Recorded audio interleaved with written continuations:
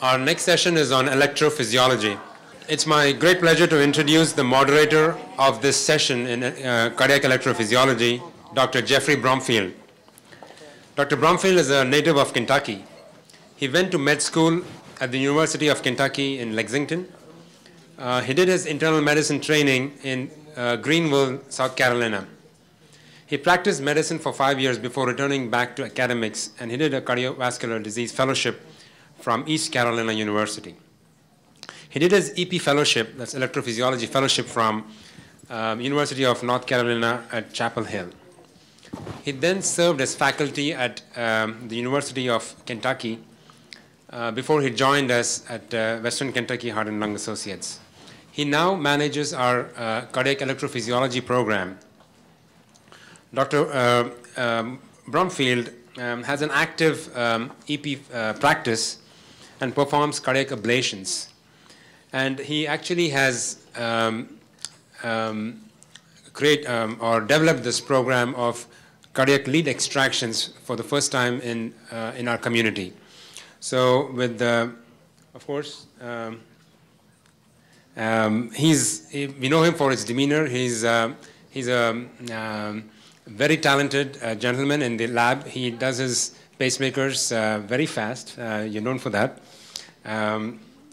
He's very humble and is full of knowledge, and he has got no airs about it. So, very nice gentleman, Dr. Jeffrey Bromfield. Please welcome him to the podium.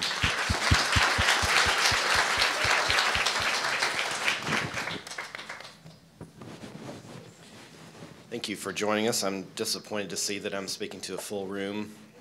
I thought that most everybody would have wandered off by now. But thank you for attending the symposium today. I have the honor of moderating the electrophysiology session. The panel for this session will include Dr. Mohammed Abdul Wahid and Dr. Mohammed Kazmuddin, both of whom you've met. Would you please join me on the stage?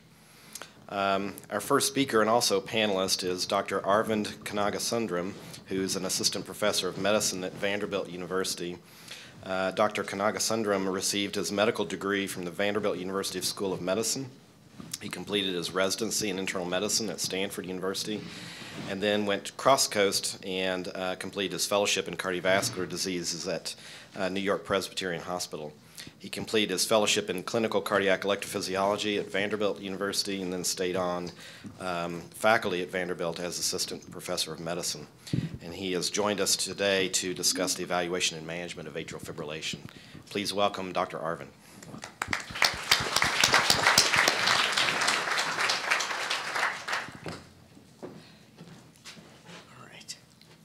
Good evening, everyone. Thank you for having me here, and thank you to the organizers for having me in this very interesting and important cardiovascular symposium. Just to build on Jeff's point, apart from being the most good-looking audience I've seen in a while, you're certainly the one with the most stamina, so I appreciate that. So AFib, mechanisms and management, we're going to have a whirlwind tour over the next 30 minutes, or at least until the projector quits on us. So I have no disclosures pertinent to this talk. So we'll talk a little bit about the risk factors for AFib, mechanisms for initiation, maintenance of AFib, and some of the management tools for prophylaxis against stroke and maintenance of sinus rhythm. A lot of this will be reviewed for many of you. Some of it hopefully will be new. So no secret that the incidence of atrial fibrillation is increasing. This is a population-based study done by the Mayo Clinic that showed that the projected incidence of AFib will be 12 million in the year 2050, or 16 million if the incidence continues to rise. 1 in 4 will have a lifetime risk for AFib after age 40. AFib is associated with bad stuff. This is the population of healthy women in the Women's Health Study. So some of us will be familiar with this. 35,000 healthy women without any cardiovascular disease or history who were then followed. Those who developed AFib, about 1,000 of them, went on to have a significantly increased cardiovascular mortality. when they actually sort of dug down into the workings of that, and they accounted for stroke and heart failure, that sort of mitigated that risk. So it really showed that it was through increased risk of stroke and heart failure. People with AFib feel poorly. The quality of life scores are lower than people who have acute MIs and myocardial infarctions, and equivalent to those who have congestive chronic heart failure. The risk factors for AFib, we'll talk a little bit about some of the non-cardiac causes, but I want to spend just a moment talking about some of the cardiac causes. So we do know MI, inflammation, pericarditis does predispose towards AFib. Some of the arrhythmia syndromes, such as WPW, also predispose towards AFib, so pre-excitation syndrome. And again, the board question and board answers, if you have a young individual with pre-excitation and AFib, what do? Well, you ablate the pathway, you take care of that, and the AFib resolves because it's due to disordered atrial depolarization. Valvular disease is the other thing associated strongly with AFib, and also strongly associated with an increased risk of stroke. Obesity is a predictor for AFib. So this is a study done by Tommy Wang, who's now chair of our group, chair of our division at Vanderbilt in Framingham, Mass. And they show that obese patients clearly had a higher risk for AFib. About every 1 point increase in BMI increased their risk for AFib by about 4%.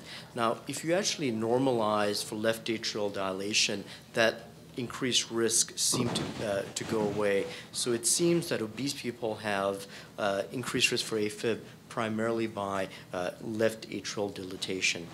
Metabolic syndrome, again, predisposes towards a risk for AFib. In this study in Japan, surprisingly, don't think of them as having a lot of metabolic syndrome, but when you dug down and you looked at all the individual components, each of those was clearly associated with an increased risk of AFib. Alcohol in AFib, we see this often in the heart over the holidays, holiday heart syndrome, but it's clear that there are electrical changes that happen to the atrium when people take alcohol. So it changes the atrial refractory period. In men, anything greater than 3 drinks a day. In women, anything greater than 2 drinks a day. And about 5 to 10% of patients with AFib are going to have alcohol as a very important trigger and cause of it. I tell my patients nothing more than 1 to 2 drinks, preferably red wine per day. They often ask me if Bud Light works. I'm not sure. I say no, but probably be fine if it's less than 2. Sleep apnea, as Dr. Chima very eloquently told us, clearly predisposes towards AFib. Now, in this study done in patients who had persistent AFib who were cardioverted and then followed for about 12 months, those who had untreated AFib had a much higher incidence of recurrence of AFib. Those who had treated sleep apnea had a lower than really the control group, so really no difference from the control group in terms of risk for AFib. So very impactful, something that I do a lot when people come to see me for AFib. I try and screen for sleep apnea symptoms. I often would place a CPAP or order a sleep study as the first step, and we cure a lot of AFib that way. And getting to a little bit about lone or genetic AFib, the more we're understanding about AFib, the more we're realizing that this is a disease that's a genetic one. There are about 10 to 30% that have no structural heart disease. There are these families where you have clustering of AFib with people having AFib in their 20s and 30s.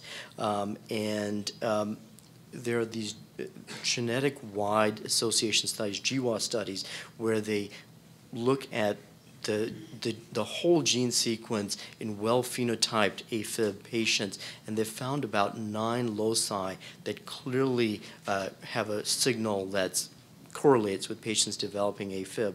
Now, some of these code for cardiac channels, that makes sense, but some of them code for things like ANP. And when we look at these patients and these populations, not everyone with those genetic risk markers or alleles will develop AFib. So this is a nice review article written by Drs. Darbar and Roden, where they talk a little bit about this Twohit hypothesis. So for example, in families with familial AFib, those without structural heart disease tend to have a lower risk for developing AFib. So you almost need a common allele plus some structural, traditional risk factors, or maybe one of the rare genetic variants plus a common allele. So let's talk a little bit about pathophysiology of AFib. So there are a couple of steps in terms of initiation and maintenance of AFib. The initiation is by these focal firing or atrial ectopic beats. In paroxysmal AFib, you have these premature beats that come in, initiate AFib, and then it sort of fizzles out.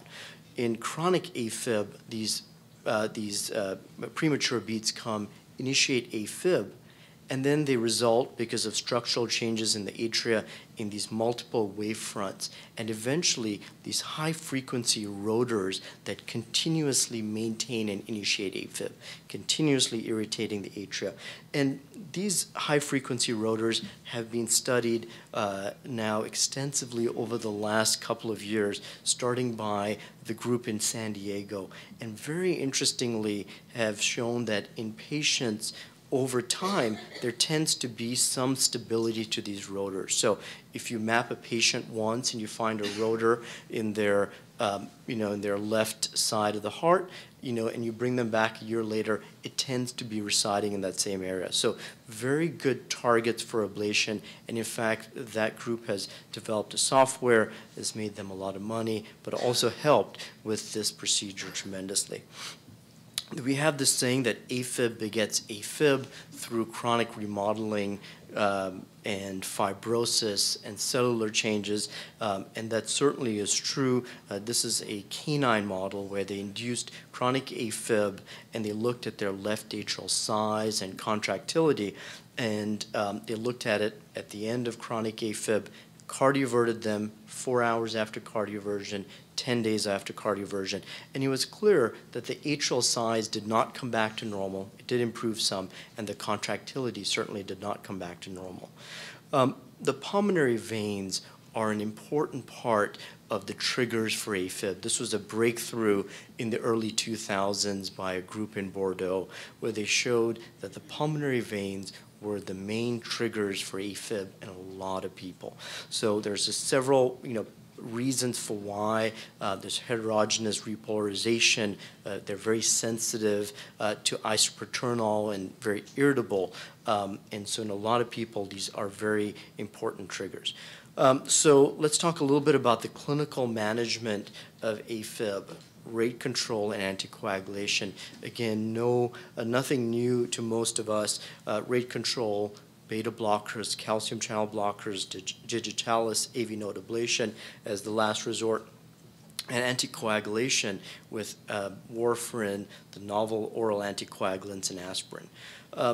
I want to spend just a moment talking about the RACE-2 trial, which looked at strict versus lenient heart rate control in patients with permanent AFib. And I think this is important because often we don't like when the telemetry shows a heart rate of 110. It makes us feel uncomfortable. We want to do something about that. But this trial looked at about 600 patients with long-standing persistent AFib and randomized them to a group less than 110 or 80 beats a minute. Most of these people had preserved EF, so that's the caveat there. And again, probably not a high prevalence of diastolic dysfunction in this group. And the three-year composite endpoint, which included cardiovascular mortality, heart failure exacerbations, all of that was similar. And in fact, in the lenient group, the resting heart rate didn't really differ by much, and most of the time they were less than 100 beats a minute. So often when I think about, is a patient adequately heart rate controlled, again, the caveats being diastolic heart failure or really low EF, I think less than 110 is a reasonable goal to start with.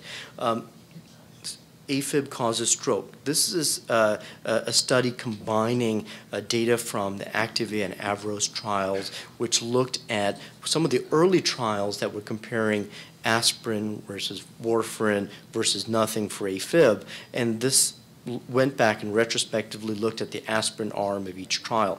And it was clear that patients with atrial arrhythmias had more stroke. We know that now. And it was also clear that patients who had long-standing persistent AFib or permanent AFib had more stroke than persistent AFib or paroxysmal AFib. Now, the CHADS-VAS score, CHADS score was higher in this permanent AFib group, probably about 3 here as opposed to 2 point something in those.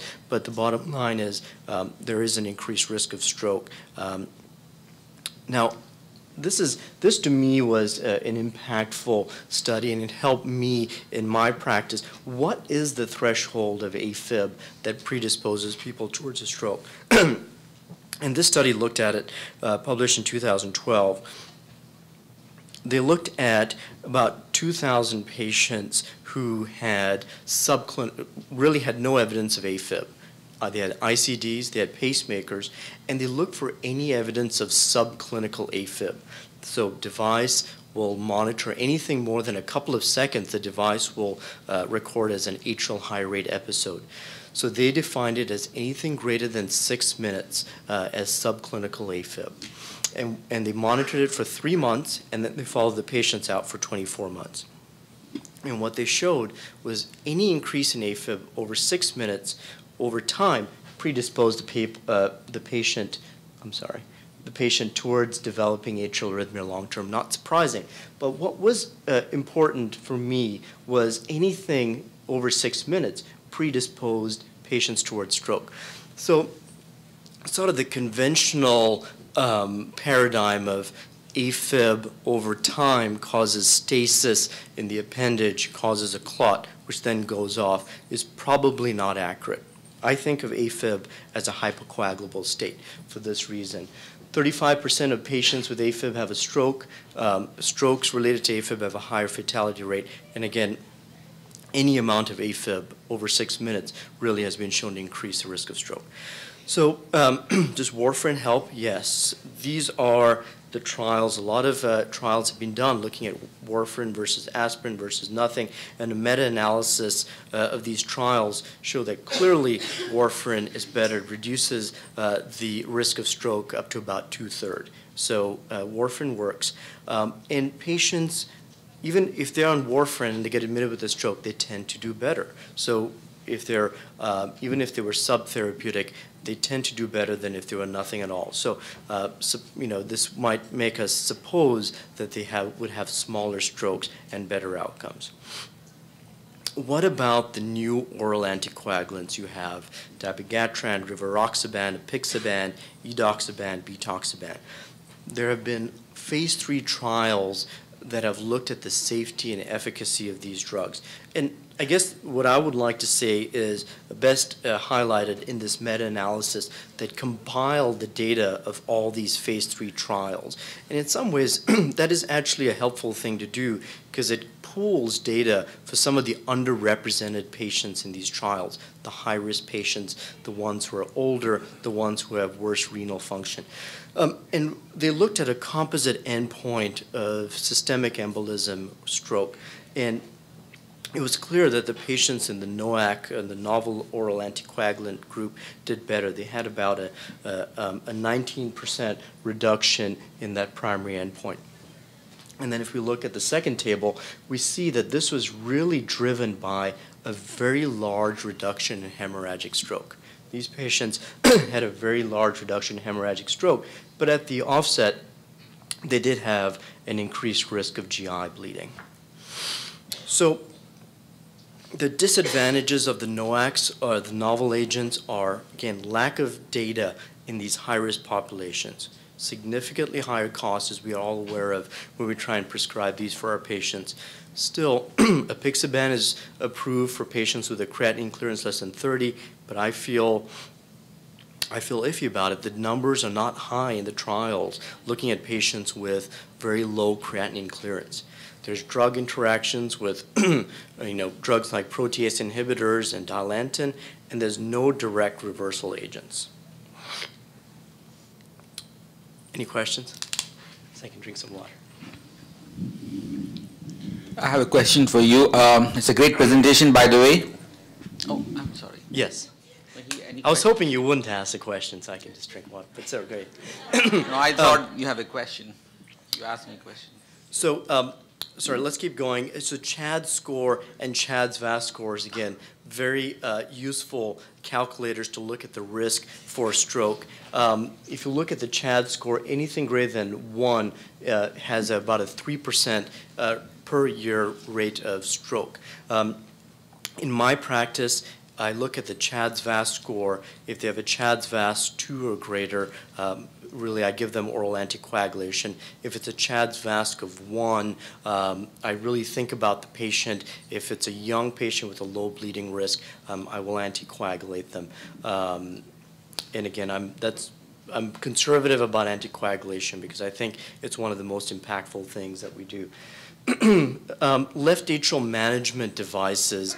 Spend a moment talking about that. It's an evolving therapy to reduce thromboembolic events, and it's there are these new, less invasive percutaneous catheter-based systems. So the Watchman device, it's a left atrial appendage plug. It is approved by the FDA for reduction of stroke risk based on the data in this PROTECT AF trial. It was designed to be a non-inferiority trial comparing it to warfarin.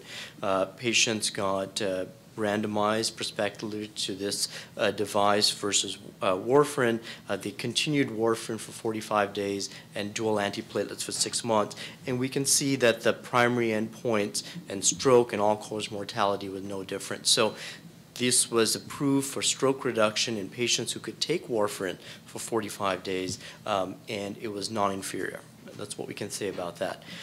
The way it's used, and this is a case from our lab, we have there's a sheath, we go transeptal, we use TE guidance to do that, look at the left atrial appendage morphology, we shoot contrast into the appendage to localize it, and again look at the morphology, and then put the sheath into the appendage and retract it and deploy this device. Can you all see this device? So it's sort of like this basket that expands and occludes the left atrial appendage. And this is a TE image showing good apposition and closure of the appendage. Again, there can be, similar to our valve talks, there can be non or communication still with the appendage in some of these cases because the basket sort of fits how the basket fits. The other device that's used is the Lariat device. This is a device that's used via a hybrid, sorry, not a hybrid, but an endocardial and epicardial procedure. It's all percutaneous. It's not a surgical incision, but we obtain groin access, go transeptal, and put a balloon in the left atrial appendage. Then via a subxiphoid stick, we use this lasso, put it over the balloon, and then as we retract and tighten the noose around the left atrial appendage, the balloon is withdrawn. Now, this device, interestingly, is approved by the FDA for soft tissue approximation. It has not undergone a randomized trial, and the FDA approval was sort of piggybacked on a surgical device that was already being used. So this is not approved for actual mitigation of stroke risk. But I think it's got a lot of interesting potentials. This is an unfortunate lady who passed away 4 weeks after we did the Lariat procedure. Chris Ellis in our group published this, and she had, 4 weeks after, she had some vague chest pain, came to the ER, was admitted, ended up getting a regadenoson stress test, anaphylaxis due to regadenoson, and died. I mean, of all the things. But she underwent an autopsy that showed clear endothelialization of the left atrial appendage, really nothing left. And then on the epicardial surface, you can see some pericarditic findings, but this left atrial appendage had really involuted and had become the small nubbin. So unlike the Watchman device, this clearly isolates the tissue of the left atrial appendage, which we think of as being very important in the maintenance of AFib. So that we're going to look at in a trial of this device as actually an antiarrhythmic therapy in combination with a pulmonary vein ablation for AFib. Speak a little bit about rhythm control strategies if I have a few moments. I get a lot of referrals. We get a lot of referrals for patients who fail cardioversion for AFib. And I think it's important before we say someone's failed cardioversion to really make sure it's ibutylide assisted cardioversions. This is a trial out of Michigan where they looked at patients with persistent AFib. They cardioverted them on the stepwise protocol and randomized them to either ibutylide versus not. And patients who got ibutylide were cardioverted 100% of the time. Patients who did not were cardioverted about 78%, and those who failed, once they got ibutylide, were all cardioverted successfully. And ibutylide also clearly lowers the defibrillation energy threshold. It's a class 3 antiarrhythmic. It does prolong QT, and that has to be monitored for, and obviously the electrolytes have to be well replaced. In terms of atrial fibrillation, as we spoke about early on in paroxysmal AFib, triggers are a big deal. Over time, the substrate changes and the atrium remodels, and the substrate becomes important. This is an endoscopic view of the pulmonary veins, and when Dr. Brumfeld or I are doing an ablation, we are starting by trying to go around these pulmonary veins to isolate the signals from the rest of the atrium so that those irritable triggers that I spoke about don't go out and initiate AFib. In the meantime, we're careful to avoid the phrenic nerve, the esophagus, and the left atrial appendage. And it's a procedure that we do often. Efficacy of atrial fibrillation ablation versus drugs. This is one meta-analysis that looked at it in patients with persistent AFib. Drugs work about 50% of the time. This is up to class 3, whereas if combined with an ablation, we can, and sometimes a second ablation, the remission rates can be up to about 80%. It's clear that patients with paroxysmal atrial fibrillation have the best outcomes from any rhythm control strategy, including atrial fibrillation, and at about 70 to 80% remission rates. And what's underrepresented here, because it's a small group, but I think the patients who really, really benefit from it are the young patients with vaguely mediated AFib. And one of the reasons for that is during an AFib ablation, we also target these ganglionic plexi that live on the epicardial surface of the atrium close to the pulmonary veins. And these mediate the parasympathetic tone into the heart, and by burning, it tends to have a really good outcome for those patients. So indications for catheter ablation in patients who failed drug and they're paroxysmal, it's a class 1 indication. If they're persistent, it's 2A. And it gives it a 2A indication prior to trying drug. In my practice, I think everyone, unless they're really young and vaguely mediated, will try and fail a drug first before they go to catheter ablation. So again, what makes me decide to pursue rhythm control versus rate control, and certainly or pursue catheter ablation? I didn't dive into the whole slew of data that's been very muddy in terms of rhythm versus rate control, but symptoms is key. I think of AFib as a chronic disease, and if we can help control their symptoms, which clearly correspond to AFib on the monitor, morbidity risk, concerns that paroxysmal AFib will grow chronic, so younger patients with paroxysmal AFib that's symptomatic, patients with tachycardia-induced cardiomyopathy where we haven't been able to control the rates or the rhythm, and certainly patients who have impaired quality of life. Thank you very much.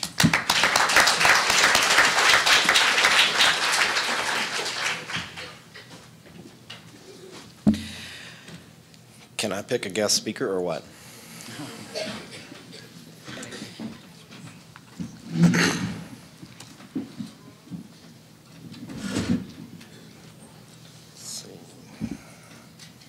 Jeff, I'm sorry, there are a bunch of my slides you're going to have to fast forward through. Yeah, you're right. All right, well, this is a good time for a joke.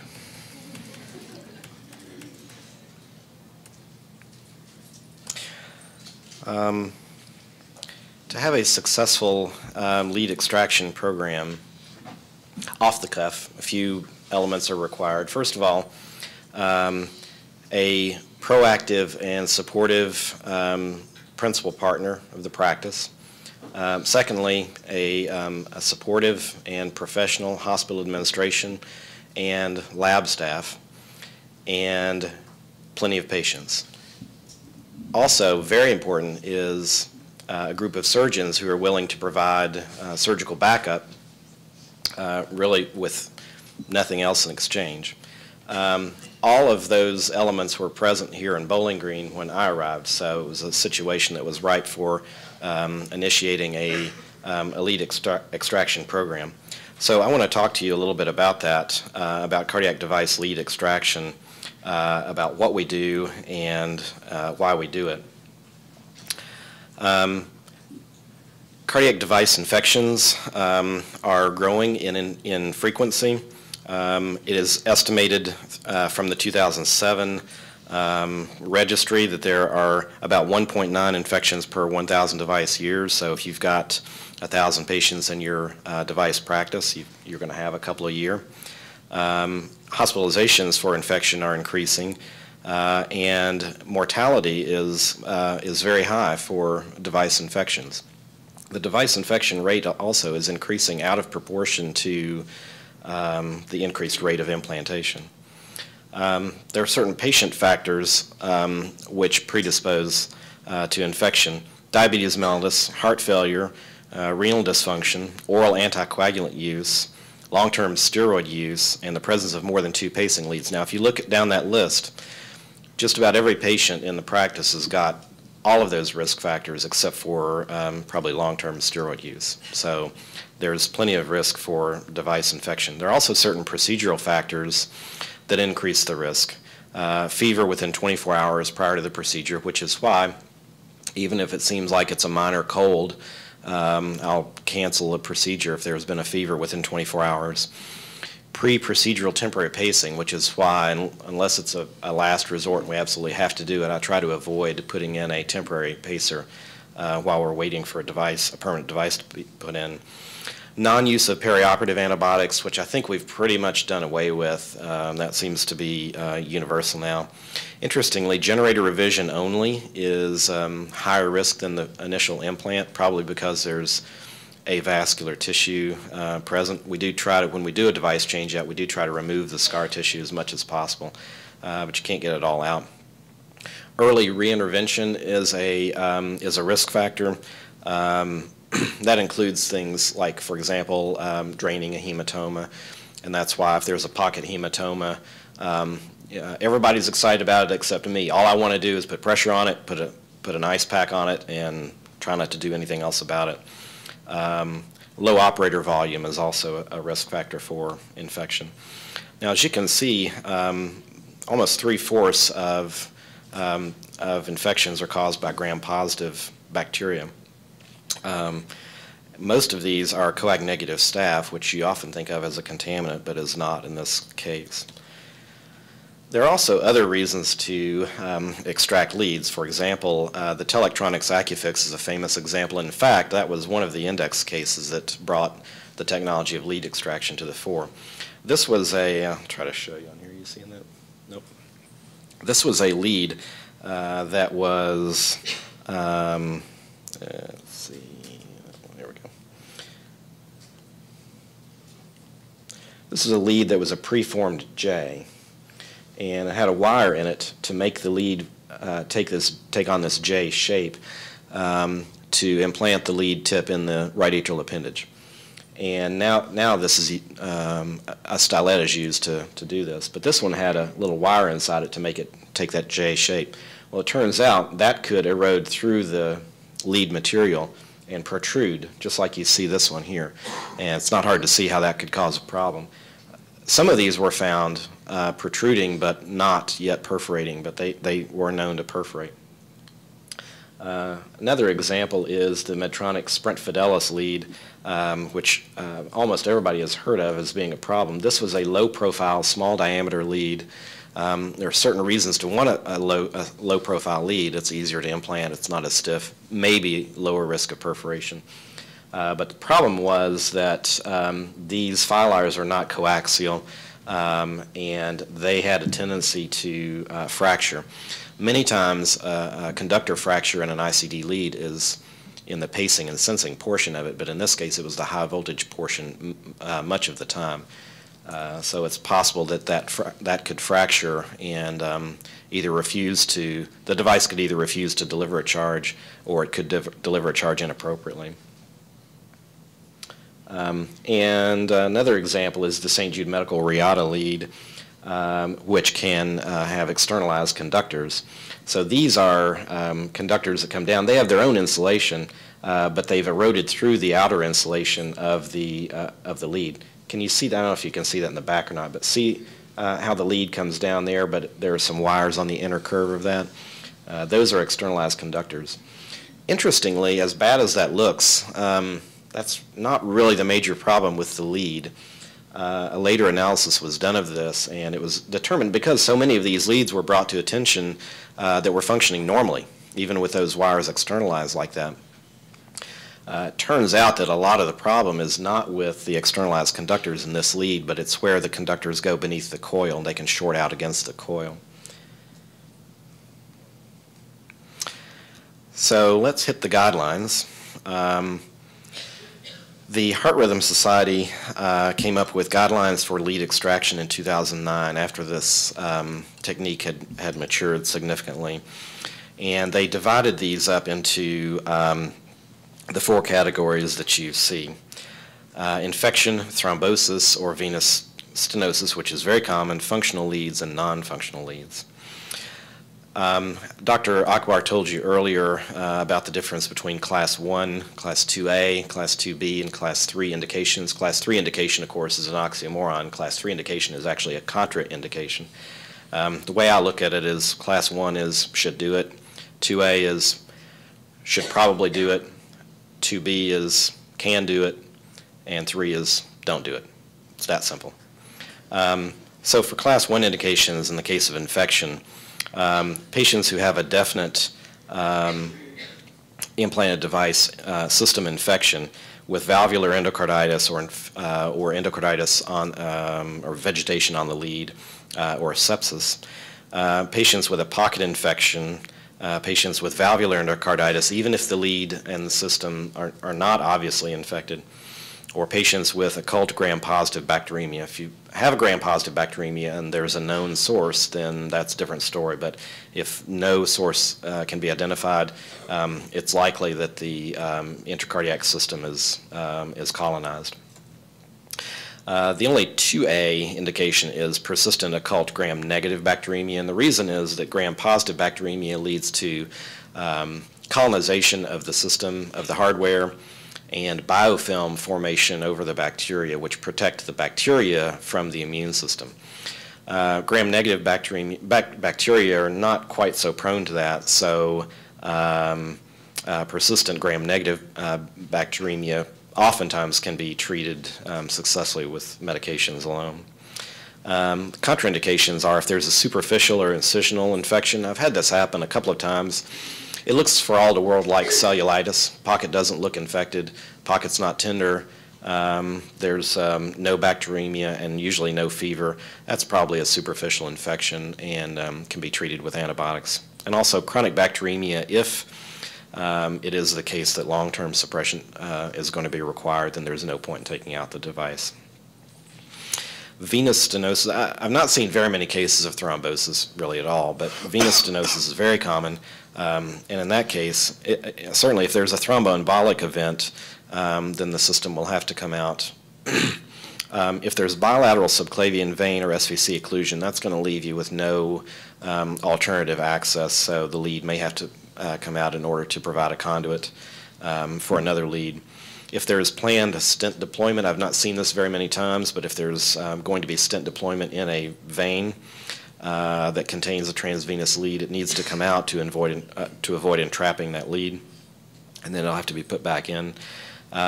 Superior vena cava stenosis or occlusion, and ipsilateral venous occlusion that prevents access to the venous circulation if there's a contraindication to using the other side.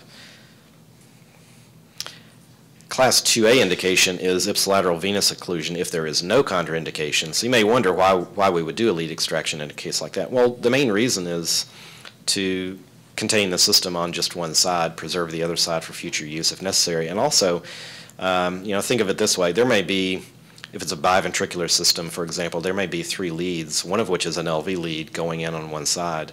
Do you really want to abandon that entire system and put in an entire new system on the other side? No, it's probably going to be in the patient's best interest to have one of those leads extracted to provide a conduit for another one. For functional leads, the class 1 indications are a life-threatening arrhythmia that's caused by a retained lead. A good example of that would be a dislodged lead that's banging around in the ventricle that may cause PVCs or VT. A lead that may pose an immediate threat, for example, that Telectronics Acufix with protrusion.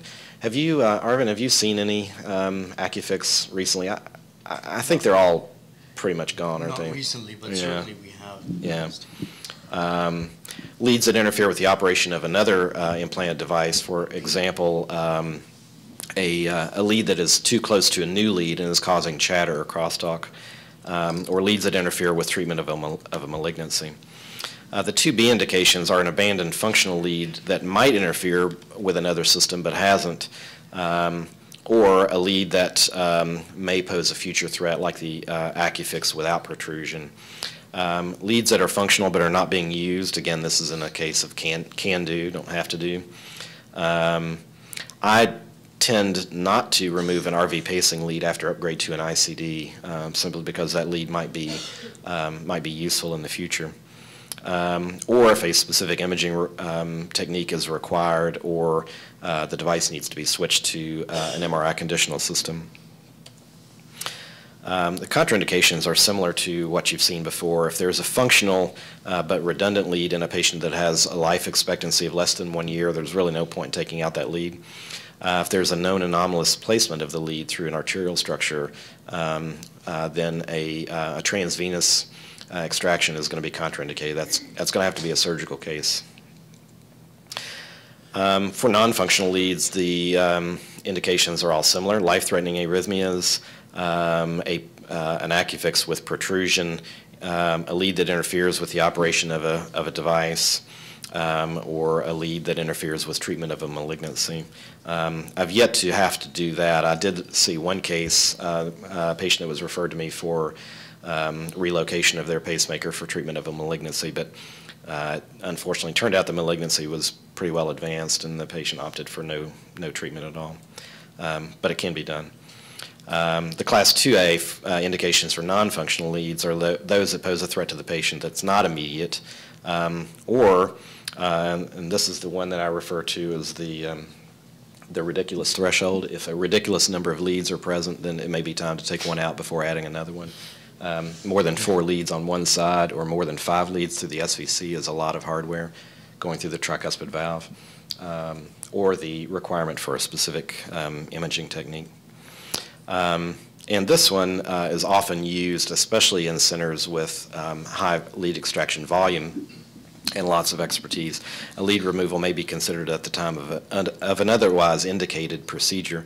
The best example of that is a patient with a non-functional lead who has to undergo a device change-out. The pocket's going to be open anyway. A new lead may have to go in.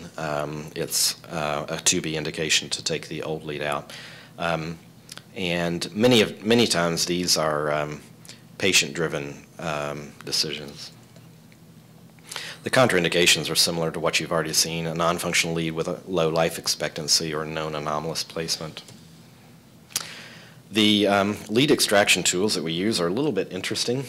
They're telescoping sheaths, which are Teflon sheaths that slide back and forth.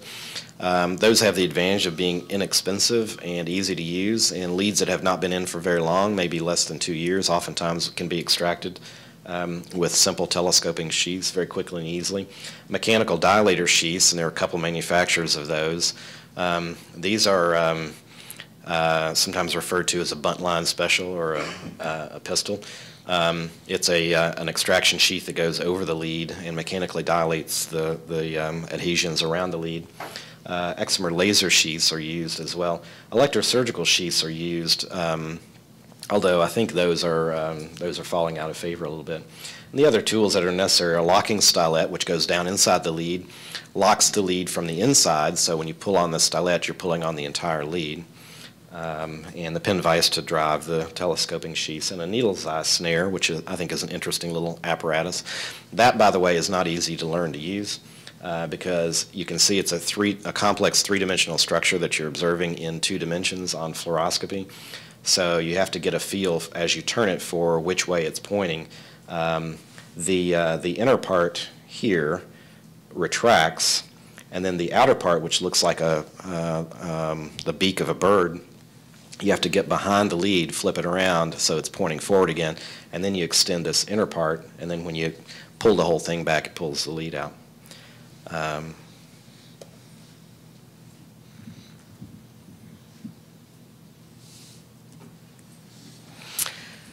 This is a safe procedure. It has a I don't know, a legend, I guess, of being a dangerous procedure, and this is why we have surgical backup available.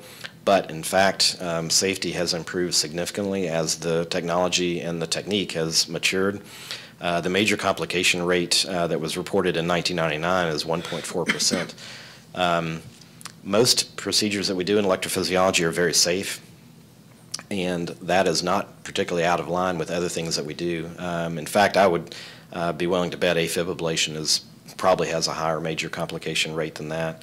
And that we do all the time. So it's not a particularly dangerous procedure. That does not mean we don't take precautions. We have a surgical team on backup that's available, and we've rehearsed transferring a patient over to the OR if we ever have to. There are certain predictors of major complications, and those are the age of the oldest lead. Female patients, probably because of smaller body size and smaller vein size. ICD lead extractions are a little bit riskier than pacemaker leads. And that's mainly because of the presence of coils, which tend to cause more scar tissue. And laser extraction is thought to have a slightly higher risk, although again that depends on local expertise and the volume of extractions at a given center. So I think we have a little bit of time very quickly for a typical clinical case. So I'd like to hear from the panel about your thoughts about these 2 slides. Take, for example, a 47-year-old male who had a congenital cardiac defect, probably a VSD, corrected at age 5. That required a median sternotomy. And an ICD was implanted in 2007.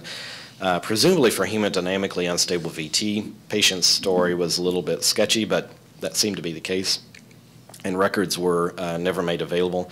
However, the patient had syncope and a shock in 2013. Then in 2015, had a low battery alarm and wanted to know what to do. So the device interrogation showed that this was a single-chamber ICD. The battery was at the elective replacement interval. Charge time was getting pretty long. The RV lead was a St. Jude Medical Riata dual coil lead with a good R wave, but a high pacing threshold, not that pacing was required, and a normal pacing impedance and a normal high voltage impedance. So, what are your comments? Do you think this would be a candidate for lead extraction or addition of a new ventricular lead? That's definitely for Dr. K. I was going to be quiet and see if I could slide by. So, this is an interesting question, and I think the way that we deal with it in our group is we look for externalization of the internal coils on the Reata lead. Now, the Reata lead comes with these individual conductors with an outside covering, and the outside covering is what's been shown to erode, and then these little thin filaments then protrude into the vein. So what these thin filaments can do then is they're nidus for thrombus, and then they can actually, with the cardiac motion, saw through any other leads. So if we see any externalization, even if the lead is electrically working well, we will extract it and replace it. Now, if the outer coil, the outer insulation is intact, we will leave it alone at time of generator replacement. The one thing that we have not done is put a new lead in and keep the old lead there. As I said, this lead tends to cannibalize anything that's near it. Interestingly, that's exactly what the patient had. Not that that was a plant. So, well, next question, is this going to play? All right, first of all, I am watching the time. Watch the venogram. Watch this area right here. See that filling defect right there? See, it looks like, if you had to guess, you'd almost think that that part of the lead is outside the vein. See, there's a filling, the edge of the contrast is down here. That's all adhesion. So that's where your first problem is going to be. Okay? So, moving on. This is the superior vena cava coil, and that is the mechanical dilation catheter that's going in over this. And it's chewing away at the adhesions. Okay. Now we've made a little more progress. Now we made a lot of progress. So we went past a little area that didn't have any adhesions.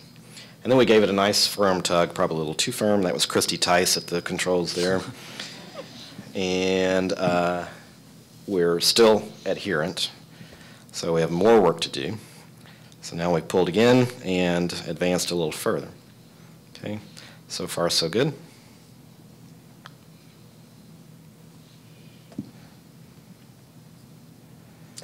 My usual comment is, Christy, who told you to pull that hard? You did.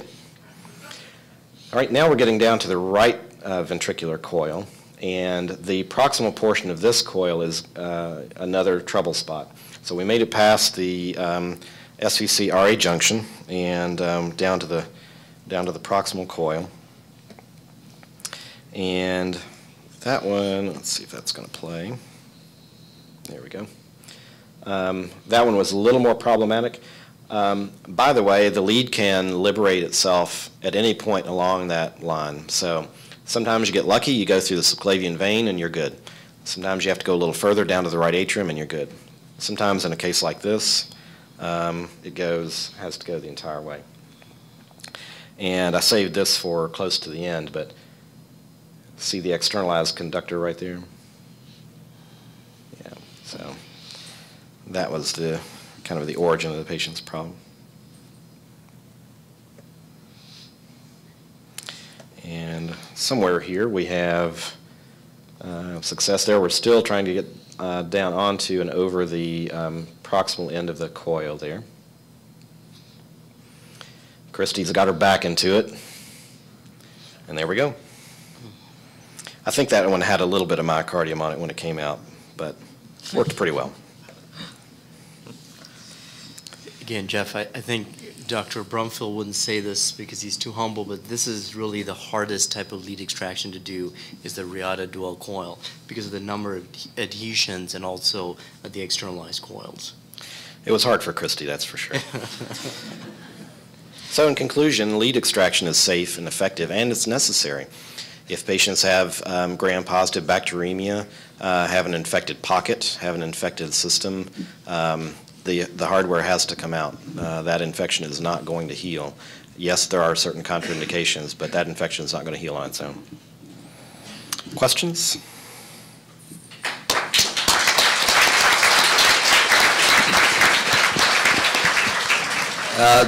This question I would direct it to Dr. K.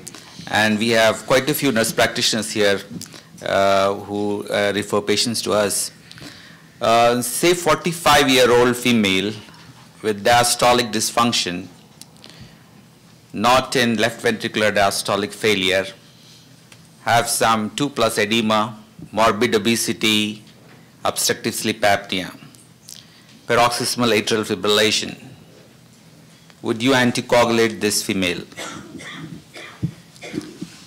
Based on the CHADS-VASc score, you know, that patient would be a CHADS-VASc, a very low CHADS-VASc score. My bias is to, if it's paroxysmal AFib, is to try and treat some of the other risk factors. If we talked about weight loss, treat the sleep apnea, and then monitor the arrhythmia burden going forward. So probably not, if the CHADS-VASc is 0. If it's 1, CHADS-VASc is 1, I will. All right, that's fair enough. So she'll be labeled as having heart failure by primary MDs.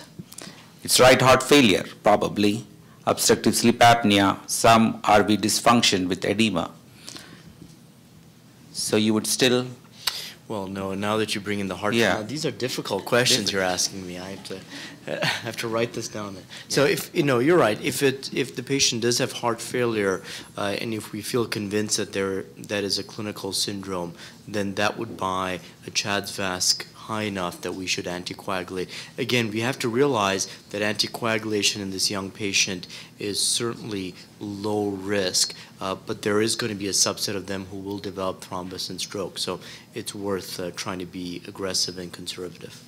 I retract my previous statement, yeah. Thank you.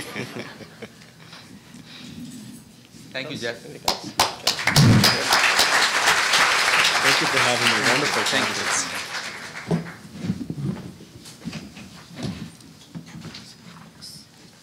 Very good session 8. Excellent. Thank you, physicians. Before we close today, I want to take a quick moment to thank the many people who have helped to make this day of learning possible. So as soon as I mention your position or your name, kindly stand and be recognized and just remain standing. First, the WKHL Research Foundation and Education Trust is grateful for the talented guest speakers who have taken the time to share their wealth of knowledge with us today. Thank you.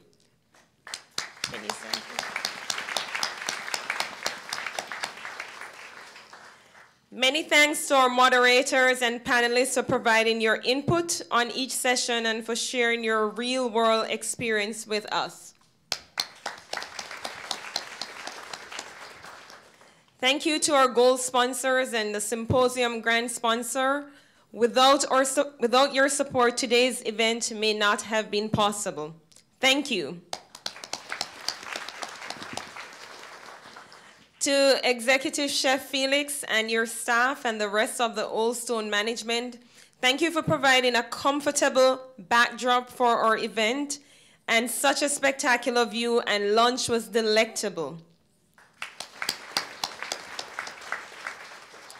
We are truly grateful to the Medical Center Bowling Green for providing CME credits, for your support, as well as for your participation today.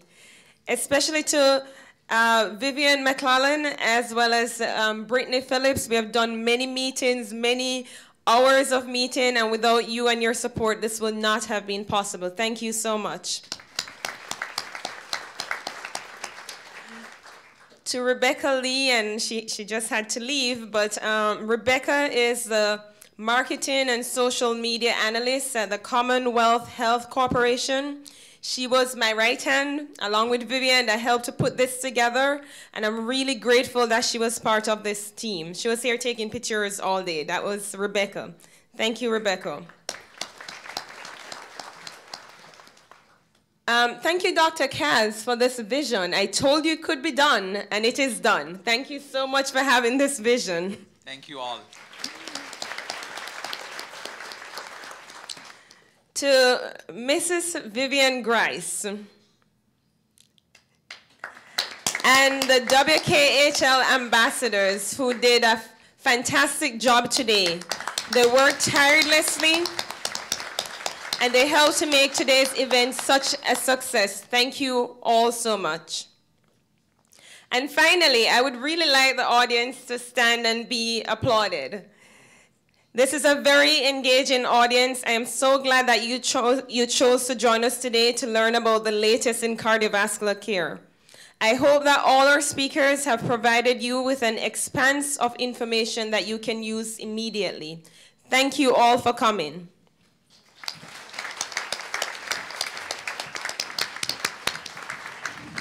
Finally, the slides will be available as of September 28 for 6 months on our website.